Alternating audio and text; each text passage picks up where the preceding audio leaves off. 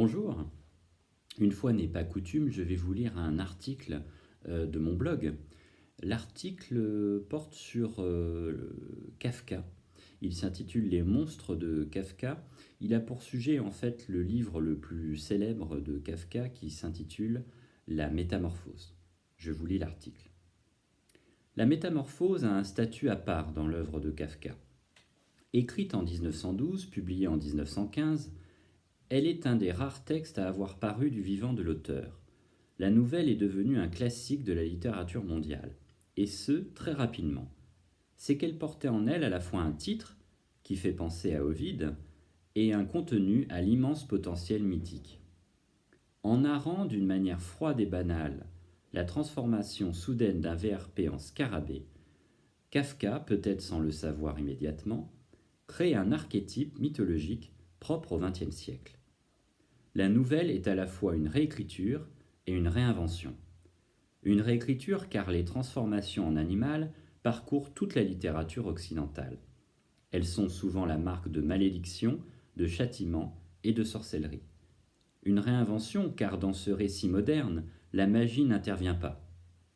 On ne trouvera ici nulle Circé ayant jeté un sort sur le pauvre Grégor Samsa, le protagoniste de la nouvelle. Ce style froid, objectiviste, quasi-documentaire, Kafka le tient de Flaubert, auteur qu'il affectionne particulièrement. Style bien restitué par Alexandre Vialat, premier traducteur de Kafka pour la NRF en 1928. Dès le début de la nouvelle, l'auteur pragois nous plonge devant la figure du monstre. Grégor est transformé en monstrueux insecte. Ce début direct, in medias res, en plein milieu des choses, nous choque d'autant plus qu'il se situe à l'aurore d'une journée de travail banale. On a beaucoup glosé pour savoir quel était ce fameux insecte qui était dorénavant la nouvelle identité de Grégor Samsa. On a longtemps pensé qu'il s'agissait d'un cafard. Mais les experts sont formels. Malgré les rares descriptions physiques de l'animal, il s'agirait bel et bien d'un scarabée. Le symbolisme de cet insecte est équivoque et ambivalent. En Europe, comme tout insecte, il peut être vu comme repoussant, marque d'un manque d'hygiène dans une habitation. Mais en Égypte ancienne, il était une sorte de talisman, un animal porte-bonheur pouvant représenter le Dieu créateur. Kafka, on le voit, ne choisit pas au hasard son monstre, cet archétype ambigu disant bien la tonalité étrange de la nouvelle. C'est qu'à travers ce texte, il invente un nouveau genre littéraire, un nouveau registre, dirait-on, dans le jargon de l'analyse littéraire. Avec Kafka, le fantastique n'est plus un élément déroutant, il devient tout naturel, il est ressenti de l'intérieur. C'est en quoi Kafka, comme Proust, Joyce ou Céline, est une des clés de la littérature du XXe siècle. C'est ainsi que Roger Nimier remarque la singularité nouvelle de l'écriture kafkaïenne. Si l'on en croit les catégories établies par Todorov, la métamorphose relève plus du surnaturel que du fantastique. En effet, ce qui choque dans le récit, c'est la banalisation, l'acceptation d'un fait extraordinaire, la transformation d'un homme en scarabée. Or, cette banalisation, clairement acceptée par le narrateur et le lecteur, nous éloigne du pur fantastique, qui requiert toujours une forme d'indécision entre le normal et le pathologique.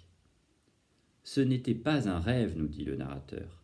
Le pacte de lecture est clair, il inscrit cet événement tératologique extraordinaire dans la banalité la plus quotidienne. Grégor est déshumanisé, on ne reconnaît plus sa voix, c'était une voix d'animal. Toutes sortes d'interprétations ont été fournies pour ce texte.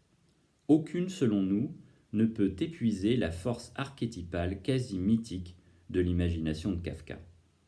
On peut certes voir cette transformation monstrueuse comme une satire métaphorique de l'aliénation du travail.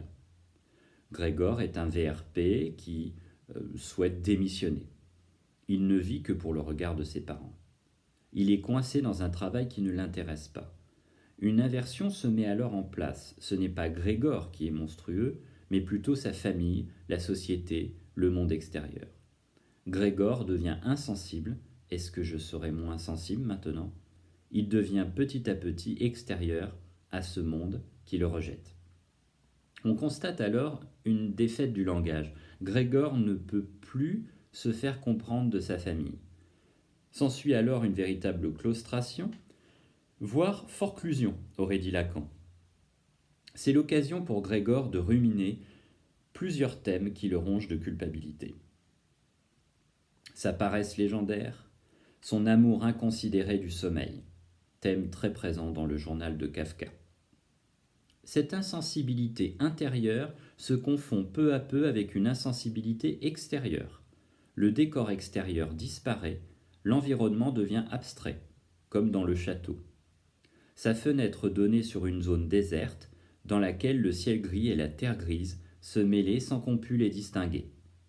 Le monstre est déshumanisé, tandis que le monde est déréalisé. Grégor Samsa est dépossédé, il devient le spectateur extérieur de la vie domestique de sa famille. Kafka nous donne à voir une figure très innovante du monstre. Étymologiquement, le monstre est celui que l'on montre, le phénomène de foire. Ici, le monstre est caché, occulté. Sa chambre devient une sorte de tombeau. Sa famille en a honte. La chambre de Grégor devient un dépotoir où la famille entrepose ce dont elle veut se débarrasser. Des restes alimentaires, des déchets et Grégor. Dès lors, le monstre est de plus en plus dépossédé. Écart cruel entre la voix intérieure de Grégor, qui n'a jamais été aussi humaine, et son incapacité à communiquer avec l'extérieur. La rue, la société, le magasin, l'activité professionnelle. Et les autres, sa famille, le gérant, les 3 locataires qu'accueillent désormais ses parents pour boucler les fins de mois. Comme ces locataires se rassasient, alors que moi, je dépéris. L'insecte devient de plus en plus sale, son hygiène se dégrade. Les gens dits normaux sont les vrais monstres. Ils sont insensibles à la beauté du morceau de musique joué au violon par la sœur de Grégor, Grete. Était-il un animal alors que la musique le bouleversait tant? Il avait l'impression que s'ouvrait devant lui un chemin vers la nourriture inconnue à laquelle il aspirait. On voit alors la figure étonnante d'un monstre qui refuse de s'alimenter et qui souhaite s'abreuver d'art, de ce sentiment esthétique qui lui a manqué certainement toute sa vie. Dans ce monde déshumanisé, ce sont les insectes qui sont sensibles à l'art, tandis que les honnêtes salariés du tertiaire le rejettent profondément. La langue des 3 locataires est en cela révélatrice. Il s'exprime comme un contrat d'assurance, profession d'origine de Kafka. Dans ce monde, rien n'est gratuit, rien n'est inutile, le langage se réduit au droit des obligations. Alors sa sœur Grete prononce les paroles qui signent le tournant tragique du destin de Grégor. Devant ce monstre, je n'ai pas l'intention de prononcer le nom de mon frère.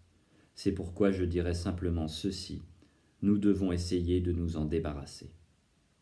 Le soi-disant monstre est un révélateur de la monstruosité des autres, du manque d'empathie, de miséricorde, de charité. Le lecteur est le témoin d'une inversion accusatoire cruelle. L'insecte est accusé de persécuter sa famille. La satire a pour cible toutes les classes sociales. La domesticité n'échappe pas au regard perçant et aiguisé de Kafka.